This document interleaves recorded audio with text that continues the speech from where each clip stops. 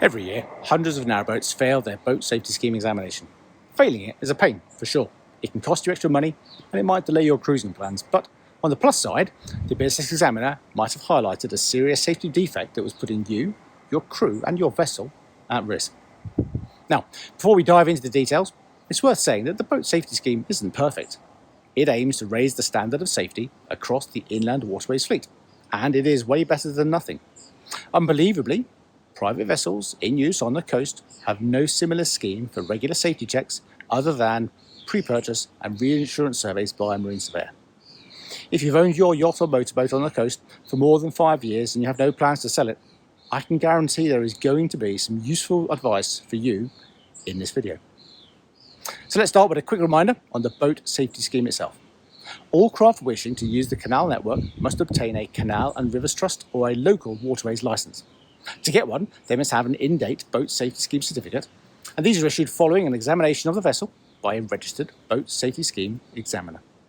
If your vessel passes, they issue a BSS certificate, which is valid for 4 years.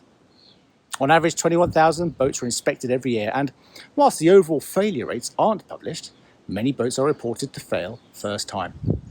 So, what are the most common reasons for failing a boat safety scheme examination, and what can boat owners do about it?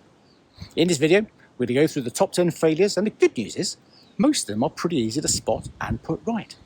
Getting these things right is essential to make your vessel safe and keep you and your crew alive. So, if you have a keen eye and know what you're looking for, you should be able to spot them before the examiner even comes on board.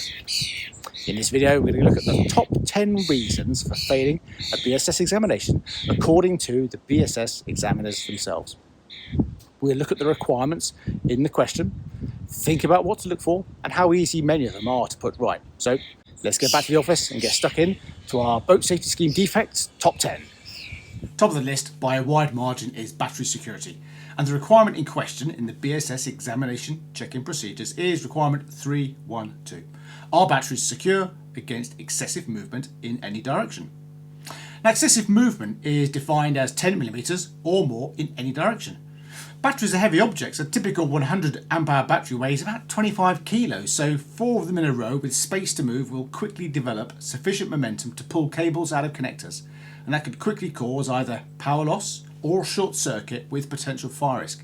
That is why it's important to ensure your batteries are secured with proper restraints like straps, brackets or frames to prevent any movement in any direction.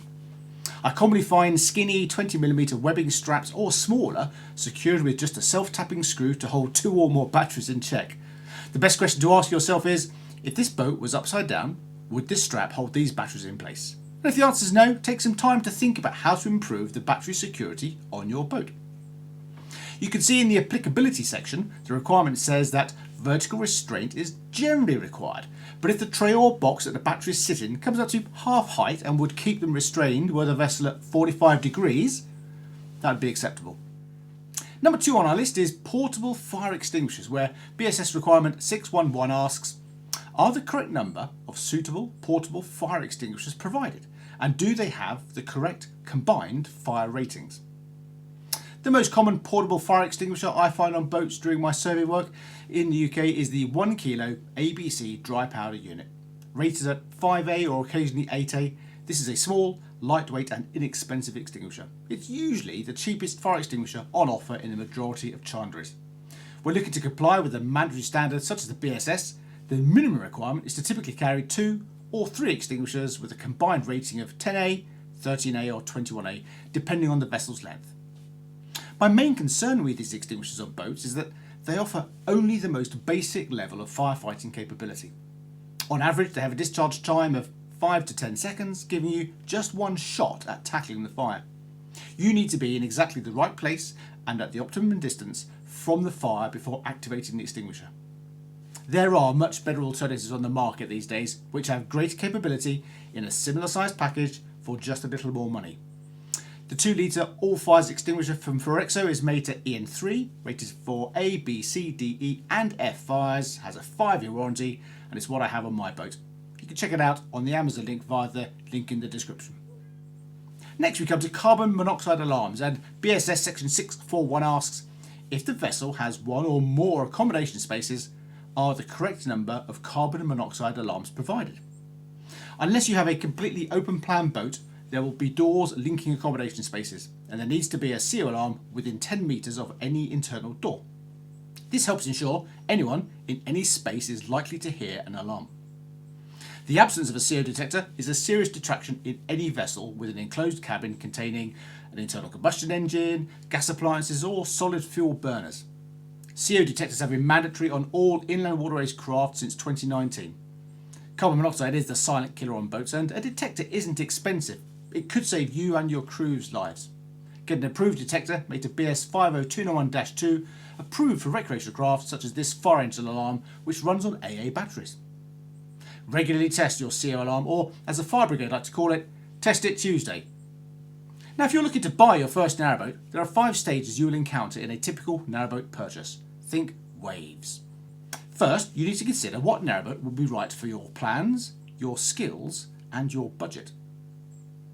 Then you need to identify what key detail and pictures are in the advert and, more importantly, what is not. Viewing a narrowboat means using all your senses to get under the skin of the boat, take lots of photos and notes, and ask questions. Buying a narrowboat is just a prolonged chat. Don't rush, be calm, clarify key details, and make your initial offer subject to survey. And finally, once you have the survey report, heed your surveyor's advice and be sure you understand the full condition of the boat, and then make your final offer with confidence. In about 1 in 20 of the pre-purchase surveys I do on narrowboats, my advice to the client is to walk away and not buy the boat. To help you make the best buying choices, I've written a 100-page guide called How to Buy Your First Narrowboat. It will give you the knowledge you need and confidence to make sensible decisions, choose the right narrowboat for you, and navigate the buying process from start to finish. There's a link to it on my Boat Chat website. Just go to boatchat.uk. Right, let's get back to our top 10 BSS defects. Coming in at number 4, we need to consider liquefied petroleum gas system pipework, joints and connections. And requirement 784 asks, are all LPG pipe joints secure, in good condition and competently made? Gas systems can vary in complexity from one cylinder feeding one appliance to multiple cylinders supplying several appliances. The pipework is often out of view, so be sure to inspect your LPG flexible hoses, the rigid copper pipe, and all of the connections where you can get to them every month. Flexi gas hoses have a service life of about 10 years, unless their condition condemns them earlier. If they're cracked, perished, stiff, or have been rubbed thin, get them replaced. Hoses should be made to BSEN 16436-1 Class 2 for low pressure use after the regulator, or Class 3 for use before the regulator. Find some at the link in the description. The final bit about connections being competently made is a bit vague, but if the system was cobbled together by an amateur, your gas safe registered technician is certain to comment something along the lines of, who on earth fitted this? Working on a gas system should always be done by a competent person, which in this context means a gas safe register technician who has additional accreditation to work on marine gas systems. Up next we have LPG System Tightness, where requirement 7122 asks, is the gas system free of leaks as defined in the tightness test? Now, you should never ignore the smell of gas on your boat. Mains gas smells like rotten eggs due to the odour additive that it has, whilst butane and propane have more of a petrol-like smell. Get used to the smell of a little gas just before you light your hob. Warning signs to watch out for on your boat are using more gas than normal, a localised smell of gas in a particular locker or a cabin, and any damaged or crushed sections of pipe or any misaligned joints. Given that much of the gas pipework is usually hidden behind the boat's fit out and furniture, you might want to consider fitting a gas leakage tester, also known as a bubble tester, alongside the gas cylinder. This can be a really useful device to enable quick testing of the gas system for leaks every time the gas is turned on. The Aldi bubble gas leak detector is a reliable unit that I find fitted on many boats, and there's a link to it down in the description below. I always carry a small battery powered gas detector with me in my toolbox, and I switch it on and put it in the bilge when I open up the boat during surveys. It generally goes off about 1 in 10 surveys, letting me know to proceed carefully as there is some accumulated gas in the bilge. LPG of course being heavier than air. I use a Top Des PT199, and it's well worth getting one if your gas system, cooker or boiler are getting on a bit. Again, link in the description below. It really is worth getting a competent gas safe registered engineer to check your system and pressure test it. Find one on a gas safe registered website, link is on the screen. Fuel shut-offs are at number 6 in our list. BSS requirement 213.3 asks, are all fuel shut-off valves or their means of operation in open view, or are their locations clearly marked? Being able to quickly shut off any fuel supply is an essential safety capability, yet all too often the fuel stopcock locations aren't marked. They must be easy to find by anyone, and the best way to do this is with a high visibility sign. They also need to be easy to turn off. Best done by using the stopcock every time you start the engine and after you finish for the day. Now, if your boat doesn't have a fuel shut-off valve or isn't easy to access, fit one. On larger vessels, a remote pull cable can avoid having to access the engine space during a fire. Number 7 in our BSS defects top 10 looks at battery isolators, and section 365 asks, is the location of all battery isolators or the means to operate them in open view, or their location clearly marked? Now, batteries are very rarely on display or easy to get to, so battery isolator switches can end up in odd locations. Like the fuel stopcocks, being able to cut the electrical supply quickly in an emergency is vital. Ensure the location of all battery isolators is marked by a permanent label. Make sure separate switches are labelled separately, and if you're using a combined rotary switch, one or two might be obvious to you but not to anyone else, so add engine or domestic service labels alongside. If you have to start lifting panels or moving furniture to get to your battery master switches, they are in the wrong place. At number 8, we have BSS requirement 762, which looks at the gas system main shut-off valves and asks, is the LPG system main shut-off valve or its means of operation in open view, or is the location of the valve or its means of operation clearly marked?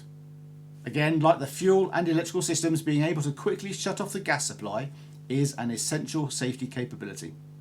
Gas stopcocks tend to be quite small and are often hidden alongside or underneath the cooker, and occasionally behind it, which is never a great idea in my opinion. Be sure to place a high visibility sign close to the gas stopcock so when the time comes to use it, in an emergency, anyone can find it.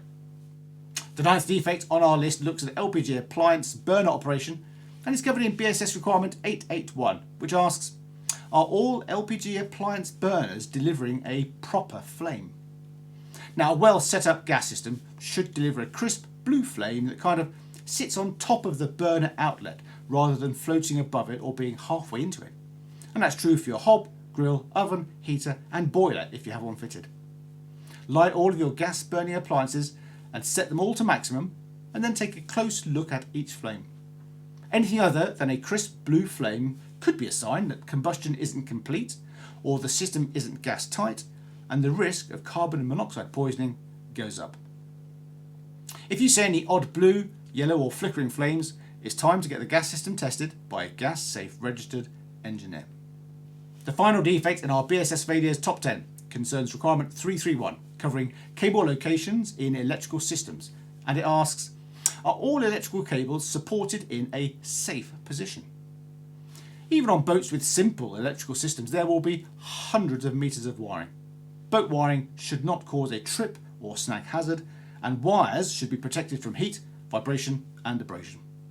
Tidy, organised electrical cables are easier to fault find, last longer and are easier to replace. If you can, get some labels onto your wires to help you and others identify which wire belongs to which circuit. These top 10 reasons for failing your BSS examination are hardly rocket science, and with a bit of thought and planning are relatively easy to put right. Download yourself a copy of the BSS guide and read it. I'll put a link to their website in the description. If you don't understand the requirements, ask your local boatyard or an examiner to explain them. Then, plan ahead for your next examination and be ready. Have the boat clean and tidy. Ensure the examiner can do their job and get to the often hidden bits of your boat. Offer to help, but if they're happy, leave them to work alone in peace. Interestingly, the one thing that doesn't even get a mention in the BSS guide is sacrificial anodes. Fitting anodes on a narrowboat is always a good idea in my opinion. They help to combat galvanic corrosion and can reduce the rate at which the steel plate wastes away. But they need to be the right type and be fitted in the right places to be effective. In this video here, I surveyed an ex-charter narrowboat which had never had any anodes fitted in its 16 years of hire service. You'll be surprised at what I found when I surveyed the hull. Thanks for watching. I'll see you all next time.